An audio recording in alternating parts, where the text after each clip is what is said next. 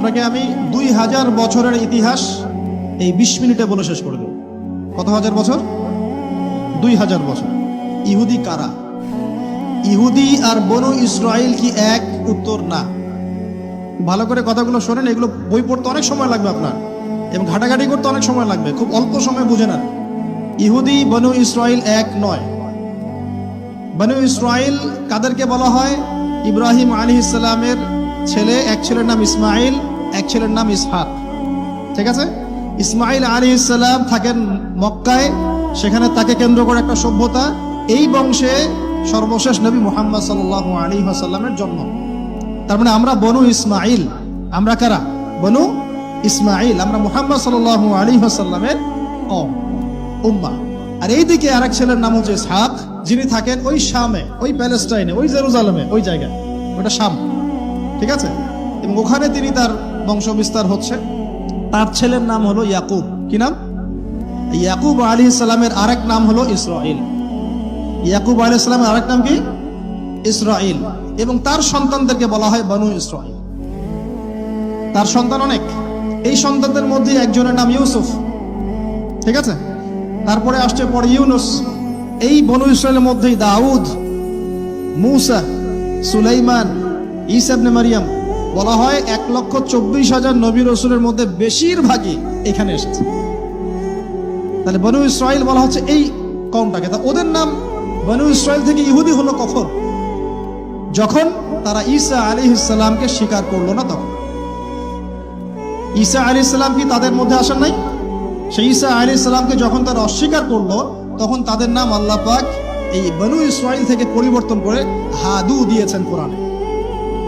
কুল ইয়া আইয়ুহাল্লাযীনা হাদু ইন যাআমতুম আন্নাকুম আউলিয়াউ লিল্লাহি মিন দুনিন নাস ফাতামান্নাউল মাউত। আছে না কোরআনে? অনেক জায়গা আছে। আল্লাহ পাক তখন তাদেরকে আর বনু ইসরাইল বলছেন না, বলছেন ইয়াহুদ। কি বলছেন? এই যে নাম আসলো ইহুদি। তো বনু ইসরাইল এবং ইহুদি এক নয়। বনু ইসরাইলরা ভালো ছিল এবং তারা ওই সময়কার মুসলিম ছিল। যখন তারা আল্লাহ পাকের আনুগত্য করেছিল, আল্লাহ পাক তাদেরকে সমৃদ্ধি দিয়েছিলেন, ঠিক আমাদের মতোই। আর যখন তারা আল্লাহ পাকের আনুগত্য করে নাই, পথভ্রষ্ট হয়ে যায়, আল্লাহ পাক তাদেরকে শাস্তি দিয়েছে। এক পর্যায়ে তারা যখন নবীদেরকে হত্যা করা শুরু করেছিল, অনেক নবীকে হত্যাও করেছে। যেমন জাকারিয়া আলাইহিস সালামকে তারা হত্যা করেছে, ইয়াহইয়া আলাইহিস সালামকে হত্যা করেছে। সূরা ইয়াসিন পড়ে দেখেন, ওখানে একই দিনে 3 জন নবীকে হত্যা করা হয়েছে। পড়ে দেখেন। তো মূল কথা হচ্ছে নাম চেঞ্জ হলো কখন? যখন তারা সত্য থেকে পথভ্রষ্ট হয়ে গেল, ঈসা আলাইহিস সালামকে তারা অস্বীকার করলো, তখন আর বনু ইসরাইল নয়, ইয়াহুদ। এখন তাদের মধ্যে একজন অন্যতম নবী ছিলেন দাউদ আলাইহিস সালাম। কি নাম? বলেন নাম, মুখস্থ করেন। তাদের নাম কি? আচ্ছা, দাউদ আলাইহিস সালাম ছোট, তখন 14-15 বছর বয়স হবে। আল্লাহ পাক মূসা আলাইহিস সালামকে বলেছিলেন, তুমি তোমার সম্প্রদায়কে নিয়ে এই জেরুজালেমে যুদ্ধ করবে। কাকে বলেছেন? মূসা আলাইহিস সালামকে। তুমি মূসা আলাইহিস সালাম তোমার সম্প্রদায়কে নিয়ে এই জেরুজালেমে গিয়ে যুদ্ধ করো। ওখানে আমালেকা নামে একটা সম্প্রদায় আছে, এরা খুবই শক্তিশালী। তবে তোমরা যদি ইমানদার হও, তোমরা এর উপর বিজয় লাভ করবে। এর আগ পর্যন্ত এরা কিন্তু ওখানে ঢুকতে পারে নাই। কথা বুঝতে পারছেন? আল্লাহ পাক শর্ত দিলেন, যদি যুদ্ধ করে জয় করতে পারো, তাহলে তোমাদের এই জায়গাটা তোমাদের। তো মূসা আলাইহিস সালাম বললেন তার কওমকে, চলো যুদ্ধ করি। তো মূসা আলাইহিস সালামের কওম বলছে, ইযহাব আনতা ওয়া রাব্বুকা ফাকাতিলা ওয়া ইন্না হাহুনা কাঈদুন। এই মূসা, তুমি যাও আর তোমার রব গিয়ে যুদ্ধ করো, আমরা এখানে বসে থাকবো। কথা কি বুঝতে পারেন নাই? মানে এরা কোন কওম? ওই যে ফেরাউনকে ডুবে মরতে দেখেও বিশ্বাস করে না, বাছুর পূজা শুরু করে। আল্লাহ পাক একটার পর একটা নিদর্শন দেখান, তাও অস্বীকার করে। তাওরাত নিতে গিয়েছেন মূসা আলাইহিস সালাম, এসে দেখেন তারা বাছুর পূজা শুরু করেছে। মান্না সালোয়া আল্লাহ দিচ্ছেন, তাও অস্বীকার করে। মৃত থেকে জীবিত করেন, তাও অস্বীকার করে।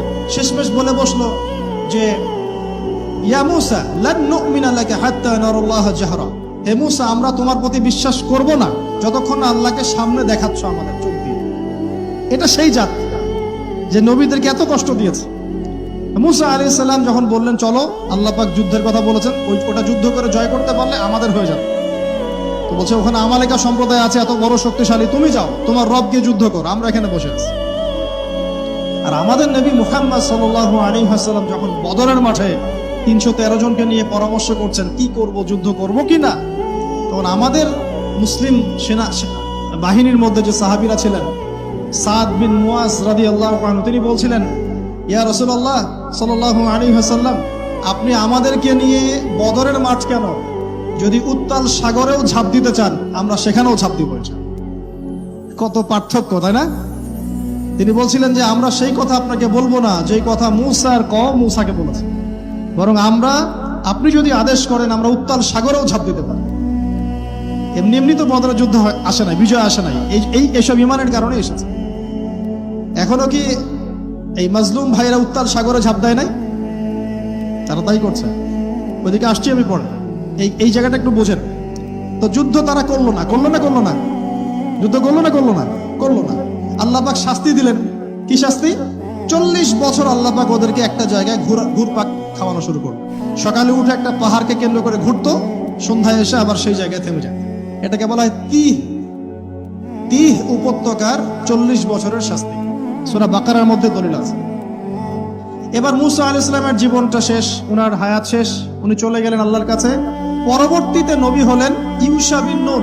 কি নাম? ইউশা বিন নুন। মনে রাখার চেষ্টা করেন, ভুলে যান না আবার। ইউশা বিন নুন একজন নবী। এবার ইউশা বিন নুনের সময় ওই বনু ইসরাঈলী বলছে যে আমরা যুদ্ধ করতে চাই, ওই জায়গা আমরা দখল করতে চাই। এখন আসেন, কোন জায়গা ভাই? কোন জায়গা যুদ্ধ করতে চায়? আচ্ছা, জেরুজালেম নিয়ে এত কথা কেন জানেন? কারণ এই জায়গাটা শেষ জামানার সবচেয়ে ইম্পর্টেন্ট জায়গা। শেষ জামানার সবচেয়ে ইম্পর্টেন্ট জায়গা 3টা, মুখস্থ করেন। কয়টা? 1 হচ্ছে জেরুজালেম, 2 হচ্ছে মক্কা মদিনা, জানেন, আর 3 নাম্বার হচ্ছে কনস্ট্যান্টিনোপল। মানে কুস্তান্তনিয়া। কোথায় এটা? তুরস্কে। আরেকটা জায়গা আছে, এটাও অনেক বেশি ইম্পর্টেন্ট, সেটা হলো খোরাসান। সেটা কি? খোরাসান। এই 4টা জায়গার কথা মাথায় রাখবেন। পুরো বিশ্বের এই প্রেক্ষাপট এই 4টা জায়গাকে কেন্দ্র করে ঘুরতে থাকে, এবং এর সেন্টার হার্ট হচ্ছে জেরুজালেম। কারণ কিয়ামত ততদিন পর্যন্ত হবে না যতদিন এই জেরুজালেম মুসলিমদের দখলে না আসছে, এবং এই জেরুজালেম থেকে ইমামুল মাহদি ঈসা ইবনে মারিয়াম বিশ্ব শাসন না করছেন, ততদিন পর্যন্ত এই পৃথিবীতে কিয়ামত হবে না ইনশাআল্লাহ। বুঝতে পারছেন কথা? আচ্ছা, তো ইউশা বিন নুন এখন বলছেন যে আচ্ছা, তোমরা তো আবার যুদ্ধ করতে চাচ্ছ, মূসা আলাইহিস সালামের সময় তো যুদ্ধ করতে বলা হয়েছিল, করো নাই। এখন যদি আবার যুদ্ধের কথা বলা হয়, যদি তোমরা আবার পালায় যাও, তখন তারা বলছে ওয়ামা লানা আল্লা নুকাতিলা ফি সাবিলিল্লাহ, কেন আমরা আল্লাহর রাস্তায় যুদ্ধ করব না? ওয়াকাদ উখরিজনা মিন দিয়ারিনা, আমাদেরকে আমাদের বাড়িঘর থেকে বের করে দেওয়া হয়েছে, ওয়া আবনাইনা, আমাদের সন্তান থেকে বিচ্ছেদ করানো হয়েছে, কেন যুদ্ধ করব না? অবশ্যই যুদ্ধ করব। তো বলছি ঠিক আছে, তাহলে আমি আল্লাহর কাছে দোয়া করলাম। হ্যাঁ, করেন। আল্লাহর কাছে দোয়া করা হলো, আল্লাহ পাক বললেন জিহাদ ফরজ করলাম, নাও যুদ্ধ করো। ওখানে কোন সম্প্রদায় আছে? আমালেকা, অনেক শক্তিশালী, অনেক বিশাল দেহী। এখন যুদ্ধের আয়াত ফরজ হওয়ার পরে এখন বনু ইসরাইল বলছে আচ্ছা, আমাদেরকে একটা নেতা নিযুক্ত করে দিন, তাহলে সেনাপতি নিযুক্ত করুন। সেনাপতি লাগে কি লাগে না? লাগে না? আচ্ছা, আমরা শিখতেছি স্মার্টফোন, টিকটক। বিশ্বাস, ঢাকা শহরে এই 15 থেকে 20 বছরের ছেলে মেয়ের যা অবস্থা দেখলে আমাদের চোখ দিয়ে পানি বের হয়। আবার শুকরিয়া আদায় করি, আলহামদুলিল্লাহ, ওই যুগে আমরা, এই যুগটা আমরা এইভাবে নষ্ট করি না, আলহামদুলিল্লাহ। কি একটা অবস্থা! এদের অর্ধেকের সাইকোলজি নষ্ট করে দিয়েছে বিভিন্ন মুভিজ, সিনেমা। এখনকার অনেক মুভিজে দেখায় যে সে গ্যাংস্টার হচ্ছে, গ্যাংস্টার হওয়াটা একটা প্যাশন। ওইটা দেখে দেখে সে নিজেও গ্যাংস্টার হওয়ার চেষ্টা করে। আমি হলফ করে বলতে পারি, আমার কথা আপনারা মন খারাপ করেন না, এটা আমার কনফিডেন্স থেকে বলছি, এখন যদি আরেকটা মুক্তিযুদ্ধ হয়, এই জেনারেশন অস্ত্র হাতে নিতে পারবে না। ওই অস্ত্র হাতে নিবে ওই যাদের বয়স 40, ওই 50, এরাই। আমাদের এই যে কিশোর গ্যাং, টিকটক জেনারেশন আর যুবক সমাজকে আপনি খুঁজেই পাবেন। আল্লাহ পাক আমাদেরকে হেফাজত করুন। আর এটার জন্য ভাই, আমাদের যাদের দাড়ি পেকে গেছে আমরা দায়ী সমানভাবে। কারণ আপনি নিজের ফিকির করেছেন, আপনার সন্তানের ফিকির কোথায়? আপনার ছেলে সারা রাত পর্ন দেখে, আপনার মেয়ে সারাদিন ছেলেদের সাথে কথা বলে, আপনার ছেলে যে ডেট করতেছে এখানে ওইখানে, জেনা করতেছে, মদ খাচ্ছে, গাড়ি নিয়ে ধুমসে ড্রাইভ করতেছে মেয়েকে নিয়ে। আপনি মনে করতেছেন বাচ্চা ছোট আছে, বড় হলে ঠিক হয়ে যাবে। সুবহানাল্লাহ, আপনি বাচ্চাকে পড়াচ্ছেন না, কোরআন শেখাচ্ছেন না, হাদিস শেখাচ্ছেন না, জেনারেল লাইনে যে পড়াচ্ছেন, জেনারেল লাইনে পড়াশোনা করার পরে সে হচ্ছেটা কি, কি শিখলো? স্যারকে দেখলে থাপ্পড় মারে। এখনকার ছেলেপেলে অনেকে স্যারকে সম্মান করে। স্যার নকল ধরে ফেলেছে, স্যারকে এক থাপ্পড় দিল। গুন্ডামি শিখেছে, গুন্ডামি। আদব, সবর, নীতি নৈতিকতা এগুলো নাই, উঠে যাচ্ছে দিন দিন। আমি আসলে ওয়াজ করবো কি নিয়ে, তার যা তো অনেক বড় ইস্যু। সত্যি কথা বলতে দেখেন, আমরাও স্কুলে পড়েছি, কলেজে পড়েছি, কিন্তু আমরা তো বেয়াদব ছিলাম। বেয়াদবি এক জিনিস আর দুষ্টামি এক জিনিস। আমরা দুষ্ট ছিলাম, খুব দুষ্ট ছিলাম, দুরন্ত। খেলাধুলা পছন্দ করতাম, দুরন্ত, দুষ্টামি করতাম। স্যারদের সাথে আমাদের একটা ফ্রেন্ডলি সম্পর্ক ছিল, বন্ধুর মতো, কিন্তু আমরা কখনো বেয়াদবি করি না। এখন দেখবেন ওয়াজে আলেমদের সামনে গিয়ে বেয়াদবি করতেছে। ওলামায়ে কেরামের সামনে যে একটু মানে ভদ্রভাবে কিছু কথা বলে, মাসালা জিজ্ঞাসা করে, ওখানেও গিয়ে বেয়াদবি করতে। কথা বলাই জানে না কিভাবে কথা বলতে হবে। আল্লাহর ওয়াস্তে ভাই, আকীদার, আমলের, এই যে আখলাকের সংশোধন করেন, না হলে আমাদের সামনে মহা বিপর্যয় অপেক্ষা করছে। আল্লাহ পাক আমাদের সবাইকে কথাগুলো বোঝার তৌফিক দান করুন, বলি আমিন। অনেক লম্বা হয়ে যাবে, ওদিকে যাচ্ছি না, মূল জায়গা থেকে একটু শেষ করে দেব। আপনারা অনেকক্ষণ ধরে অপেক্ষা করছেন, একটু একটু খেয়াল করেন। তাহলে ইউশা বিন নুনের কাছে এখন এরা বলছে নেতা দাও, নেতা। তো ইউশা বিন নুন বলছে ঠিক আছে, আমি দোয়া করলাম। আল্লাহ পাক তালুতকে নেতা বানালেন। কাকে? তালুত। এখন বনু ইসরাইল বলছে ওর নেতৃত্ব আমরা মানি না। কেন মানো না? যে ওর তো টাকা পয়সা নাই, ওর তো স্ট্যাটাস নাই। যে আমাদের কাছে নেতৃত্বের মানদণ্ড যেগুলা, আমরা টাকা পয়সা দেখে নেতা বানাই না। আপনার টাকা নেই, আপনি নেতা হতে আসছেন কেন? আপনার স্ট্যাটাস নাই, আসছেন কেন? ও বনু ইসরাইল একই কথা বলছে, ওর তো টাকা নাই, স্ট্যাটাস নাই, নেতা হবে কেন? তখন আল্লাহ পাক বলছেন যে ওয়াজাদাহু বাসতাতান ফিল ইলমি ওয়াল জিসম। আল্লাহ পাক তো তালুতকে দুটো কোয়ালিটি দিয়েছেন। আল্লাহ পাক তাকে শারীরিক শক্তি দিয়েছিলেন এবং জ্ঞান দিয়েছেন, প্রজ্ঞা এবং জ্ঞান দিয়েছেন। আর নেতৃত্বের মানদণ্ড কয়টা এখানে পেলেন? দুটা। শারীরিক শক্তি থাকতে হবে ঠিকঠাক, ফিজিক্যালি স্ট্রং না হলে তো সে ডিল করতে পারবে না। আর মেধা থাকতে হবে, জ্ঞান। আসলে কি এই দুইটা এখন নেতৃত্বের মানদণ্ড? সুবহানাল্লাহ। অদ্ভুত সিস্টেম বিশ্ববাসীকে দেওয়া হয়েছে। বিশ্ববাসীকে একটা অদ্ভুত সিস্টেম দেওয়া হয়েছে। একজন মেজর, একজন কর্নেল, একজন বিসিএস ক্যাডার মানুষ এমন একজন মানুষকে স্যালুট করে যে মানুষটা অক্ষর জ্ঞান নাই, নামও স্বাক্ষর করতে পারে, এবং সে বিভিন্ন জায়গায় দুর্নীতি করে আসছে, টাকা পয়সা লুটপাট করে আসছে। একজন বিসিএস ক্যাডার এবং একজন আর্মি অফিসার, একজন জেনারেল, একজন মেজর তাকে স্যালুট করতেছে। কি সিস্টেম! অথচ তার চাইতে এই ব্যক্তি নেতৃত্ব পাওয়ার অনেক বেশি যোগ্য। জ্ঞান তার আছে এবং শারীরিক শক্তি তার আছে, তার প্রশিক্ষণ আছে, সবকিছু তার মধ্যে আছে।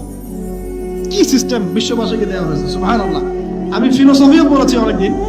অ্যারিস্টটল এবং প্লেটোদের যুগে এটাকে বলা হতো দি কমিউনিটি অফ ফুলস। একটা পড়ে দেখবেন, স্যার সলিমুল্লাহর লেখা অনেকগুলো বই আছে, এর মধ্যে পড়ে দেখবেন। মানে অজ্ঞতার একটা যুগ, অজ্ঞতার শাসন, অজ্ঞতার কমিউনিটি। বাদ দেন, এখানে ইউশা বিন নুন নেতৃত্ব দিলেন কাকে? তালুতকে। ওরা বললো মানি না। তো আল্লাহ পাক মনোনয়ন করেছেন, এখন না মানলে তোমরা আযাব ভোগ করবা। তারপরে তারা মেনে নিল। এবার যুদ্ধে যাচ্ছে, ওই জেরুজালেম মুক্ত করতে যাচ্ছে। যেই জেরুজালেম এখন তারা মুক্ত করতে চাচ্ছে, ওই জেরুজালেম তালুতের বাহিনী মুক্ত করতে যাচ্ছে। বলে তো তালুত এবং বনু ইসরাইল তখন ভালো না খারাপ? ভালো না খারাপ? তারা কি মুসলিম না মুসলিম? তারা তখন মুসলিম না মুসলিম? মুসলিম। তারা তখন ইউশা বিন নুনের উম্মত, তার আগে ছিল মুসা আলাইহিস সালামের উম্মত। এবার তালুত বললেন যে আল্লাহ পাক তোমাদেরকে পরীক্ষা করবেন, সামনে নদী আছে, এই নদীর পানি পান করতে পারবে না। যদি পান করো তাহলে তোমাদের নাম কাটা, তোমরা আর যুদ্ধে অংশগ্রহণ করতে পারবে না। ফামান শারিবা ফালাইসা মিন্নি। যে ব্যক্তি এখান থেকে পানি পান করবে সে আমার অন্তর্ভুক্ত না। ওয়ামান লাম ইয়াতআমহু ফাইন্নাহু মিন্নি। যে ব্যক্তি এখান থেকে পানি পান করবে না সে আমার সাথে যুদ্ধে যেতে পারবে। ইল্লা বিগুরফাতিন বিয়াদি। মানে এক অঞ্জলি পানি শুধু পানি পান করতে পারবে, এক অঞ্জলি পানি, এতটুকু, বেশি। ফাশারিবু ইল্লা কলিলাম মিনহু। আল্লাহ পাক বলেন ওদের বেশিরভাগই পানি পান করলো, অল্প কিছু বাদ দিয়ে। অল্প কিছু সংখ্যা তাফসীর এসেছে 313 জন বাদ দিয়ে। 313 জন বাদ দিয়ে, 313 যে বদরে, এখানেও। এবার এই 313 জনকে নিয়ে তালুত এগিয়ে গেল। গিয়ে দেখলো বিশাল বাহিনী, বাপরে বাপ, একদম আমেরিকা সম্প্রদায়ের। সেখানে নেতৃত্ব দিচ্ছে ওদের সেনাপতি, তার নাম জালুত। কি নাম? জালুত। এবং এই জালুতের বাহিনী দেখে মুসলিম বাহিনী বলছে যে লা তাকাতা লানা বিজালুতি ওয়া জুনুদি, এই জালুতের বাহিনীর সাথে পেরে ওঠার ক্ষমতা তো আমাদের এখন হবে না। কিন্তু যারা ভেবেছিল যে আল্লাহর সাথে সাক্ষাৎ করতে হবে, যাদের ঈমান দৃঢ় ছিল, তারা বলেছিল কাম মিন ফিআতিন ক্বালিলাতিন গালাবাত ফিআতান কাসীরাতান বিইذنিল্লাহ, তোমরা ভয় পেও না, আল্লাহর হুকুমে বহু ছোট ছোট দল বড় বড় দলের উপর বিজয় লাভ করেছে। এটা তারা বলে একটা দোয়া করলো, এই দোয়াটা শিখে নেবেন।